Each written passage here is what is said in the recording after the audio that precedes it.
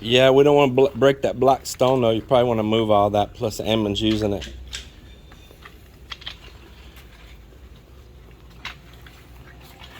We haven't taken the cover off of this well right here in front of the house in a long time. After a certain period of time, you usually like to go down in there and clean the well. But the reason I'm actually taking it off too is not only so that we can treat it and clean it and all, is because I have a submersible pump, the 110 volt one, that I've got 110 power right here in my garage with a big inverter.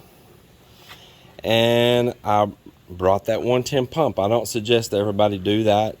I really suggest that you try to get what's available here in the country first. But I already had the money spent for that. It wasn't an item that I went and, bought just to bring here. It was something I'm using that was sitting on a shelf at home. But there it is down in there.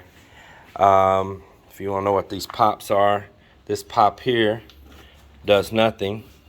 That was for one of those above ground water pumps that we were going to put underneath here, but I don't like it.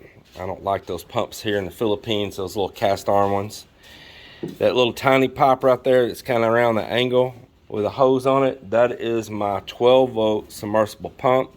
And this is how we run our water all the times, off a little dirt cheap China made 12 volt pump. It's been in there since 2016. Didn't even cost me $50. And then the big pipe we put in there first, and that goes to the hand pump in the backyard. So that goes all the way under this house, out the other side, and we pump that water from right here all the way back there. But that's what's happening there. Marvin, what do you think? You think we should try to clean it, or just being it's closed up, just put some Clorox in it? I don't know. You think it's clean? Yeah, it's still clean. It looks pretty good. Yes. That's a nice thing, keeping the cover on it. No frogs, no bugs. Chlorine. We'll put a little Clorox in it, just to treat it and kill any algae or anything. So, what you said, you measure? Yeah, measure to the bottom until you feel it hit the very bottom of the well, and tell me how many meters that is, okay? But believe it or not, that little dirt cheap 12 volt pump, only using a 1/2 inch pipe. You don't want to use big pipe because it makes the column of water too heavy. A column of water is how big that pipe is. You got to imagine that like a tube going up. The weight of that water, the pump can't overcome it. So if you use a small pipe, well then it can push it up because the column of water is not so heavy. So it's been pushing it all the way to the top really good for a long time. I have every hole sealed really tight, and this lid, I have a rule for it to never come off. It's the first time it's been off in a long time, because that way we can keep anything like frogs or bugs or geckos or anything getting in there, dying, spoiling your water and stuff. People dropping stuff in there. So there you have it. You got to take care of these things. We'll give it a little shock with Clorox. Same thing, he's about to go up and pour Clorox in the water tank on top of the house, and that'll kill any algae or anything like that, and we'll flush that water through and we're good to go for a while. Let me show you this pump. So this is the pump. I got it in the back of the truck so I can go get a pipe for this. I showed this in a video back when we were in Texas. Melinda and I hooked it up and pumped it for a while, putting it down into a tub of water and running it, make sure everything's good. This is a good top quality pump that I've had for a long while in the US, and it wasn't doing nothing, so I brought it here.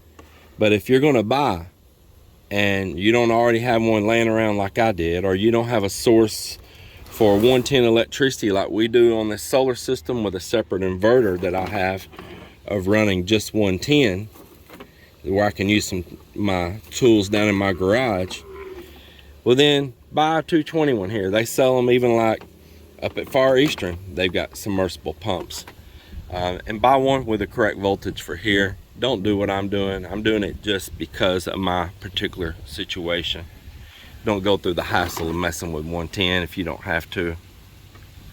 I tell you, the 220 is better anyway. I told my wife I need some bleach to pour up there in that water tank. Kill the algae and stuff in the tank. kill the algae and stuff down the well. It's kind of like shocking it. Then you'll flush that water out, let it set for a day or whatever. It'll kill all the bacteria down, kill the algae. It'll even clean the inside of the water line.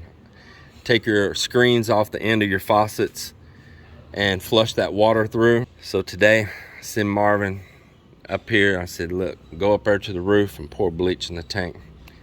Where did I get bleach? I said, just ask Melinda. She says we got it. Melinda says, oh no, we don't have no bleach. We only have Sunrox. You didn't tell me you needed bleach. We just have Sunrox. Sunrox is bleach. It's not scented, so if it's one of those that's got fragrances in it, I probably avoid using that. It might have some additional chemicals or something in it. But if it's just original, ordinary, they use that word here a lot in the Philippines, ordinary. If it's just ordinary, the original, non-scented, non-fragranced, well, then yeah, you can pour this in your water tank. You can pour this down your well and shock it, flush that water through. But, you know, don't be drinking it immediately after you pour it in there. It's not good. And as this says right here, it says it kills disease, causing germs and viruses. So true. And see right here, it says bacteria and fungi right there. You see right there? If you got split air units like I do mount on the wall and they got a drain tube, take some of this and a little syringe. Be careful, don't get it on anything in your house that you don't want bleach on. And get it to where you can shoot it in there. Maybe you need to put a little tube on a syringe or something. Put it in that drain pipe. Window unit air conditioner. Take a little bit, maybe dilute it down some. Squirt it where the water is in the bottom of the air conditioner. And you can kill all of that algae that's growing in there. And that'll help out and keep the pipe from clogging up and keep it clean and flowing good, healthy. You don't get the algae smells in your house. So do a little maintenance for your health sometimes, for your well-being. So we're gonna take 2 of these Gabion cages, lay them on their side, flip this one down towards the ground. We're gonna take another one with the lid, it laying on its side, fold it out and attach it up here. Then it's going to give us a pin, not double the size, but triple the size, right? Like that. No, fold it up. Yeah, now see, it makes it triple the size. Stitch all that together, stitch it together here, and then we'll make a door frame. I've been talking to Mok. I think we're gonna buy, if we can get it here locally, the 1/2-inch diameter. This is all bigger stuff here. Just a 1/2-inch diameter GI pipe, if maybe they have it up here at a local hardware. And it's pretty inexpensive, and we can weld it, and we'll make a little frame inside of this with GI pipe. I want it pretty stiff and where it's easy to move it.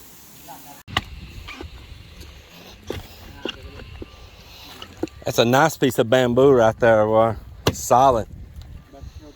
Yeah, it's still good to use for a roller or something though. So we got this long piece of Melinda here, and it continues on right on up through there.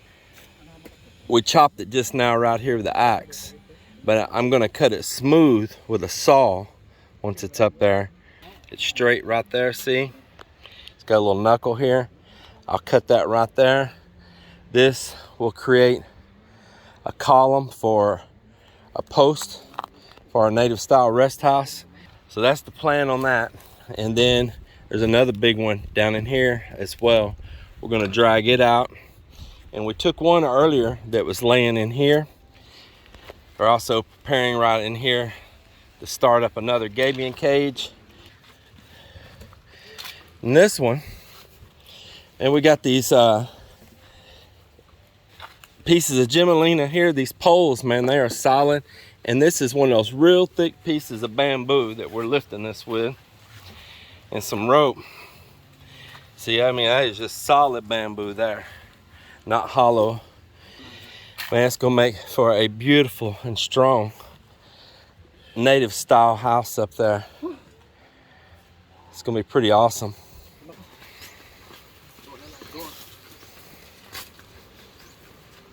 We just do these things as the opportunity arises. It's gonna be so beautiful when we build this. It is just gonna be so beautiful.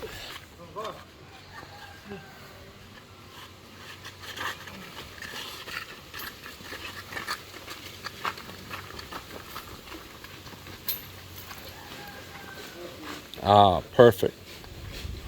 Beautiful. So we're gonna try to work this next one out right here. This was that long, I mean, it is long Melinda tree. It goes up through there. And that is just premium wood right there. Oh, yeah, you can get that.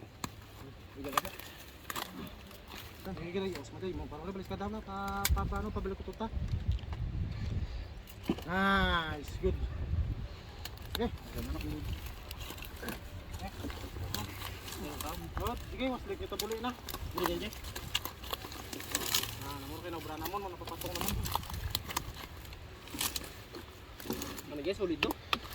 Good, bro. Very nice. Tiga, bro. Igtandaran. Dapat luya pun. Ikot.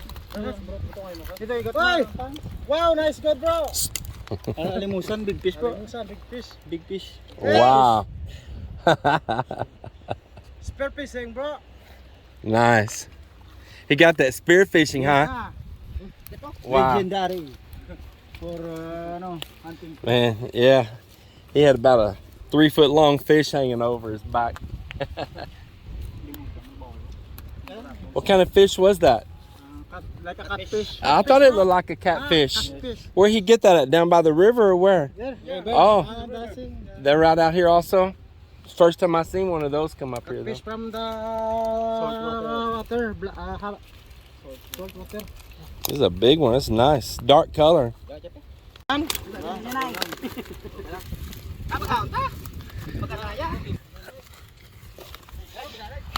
Wait. Take.